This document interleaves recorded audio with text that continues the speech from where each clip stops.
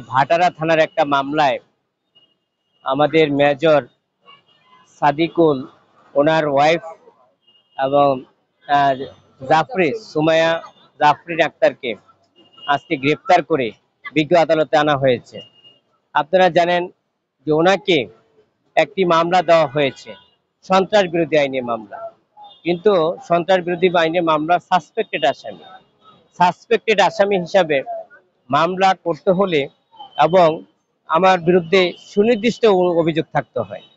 সুনির্দিষ্ট অভিযোগগুলোর মধ্যে আমার নাম পূর্বের কোনো আসামি 161-এ বলেছে, বা পূর্বে যারা গ্রেপ্তার হয়েছে 164-এ বলেছে, বা সে ঘটনাস্থলে ভিডিও ফুটেজে আমার আমার ভিডিও ফুটেজে সেই তথ্যপত্র আমার এখানে আছে, সেগুলো বিজ্ঞ আদালতে দাখিল করতে হয়। এই তিনটি কারণের একটি কারণও প্রসিকিউশন বিজ্ঞ আদালতে দাখিল করতে পারেন নাই এবং ব্যর্থ হয়েছেন। শুধু এই কারণেই, শুধু আমি যে মেজর সাহেবের ওয়াইফ, এবং সেই কারণেই এই মামলায় আমাকে সম্পৃক্ত করে এই বিজ্ঞ আদালতে আনা হয়েছে এবং আমার বিরুদ্ধে 7 দিন রিমান্ড চাওয়া হয়েছে। আপনারা জানেন যে রিমান্ড চাইতে হলে একটা আসামি সুনির্দিষ্ট তার বিরুদ্ধে অভিযোগ থাকতে হয়, কিন্তু সুনির্দিষ্ট কোনো অভিযোগ রাষ্ট্রপক্ষ দাখিল করতে পারে নাই। শুধু বলেছে এই ঘটনার সাথে সম্পৃক্ত। শুধু এই ঘটনার সাথে সম্পৃক্ত করেই আমার বিরুদ্ধে রিমান্ড চাওয়া যায় না, এটা বিজ্ঞ আদালতে আমরা সাবমিশন আকারে বলেছি।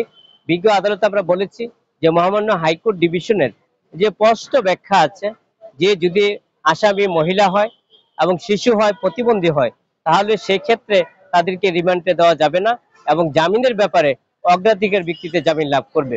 আমরা সেই ব্যাপারে বিজ্ঞ আদালতের দৃষ্টি আকর্ষণ করেছিলাম এবং বিজ্ঞ আদালতের সে ব্যাপারে বিজ্ঞ আদালতকে স্মরণ করে দিয়েছিলাম। কিন্তু বিজ্ঞ আদালত তারপরও আমাদের যে জামিন নামঞ্জুর করেছিলেন এবং 7 দিনের যে জামিন চাওয়া রিমান্ড চাওয়া হয়েছিল তার পরিপ্রেক্ষিতে 5 দিন রিমান্ড মঞ্জুর করেছিলেন। আমরা মনে করি যে এতে এই আদেশে আইনের শাসন প্রতিফলিত হয় নাই, ন্যায় বিচার প্রতিষ্ঠিত হয় নাই। আমরা এই রায়ের এগেইনস্টে আমরা উচ্চ আদালতে যাব।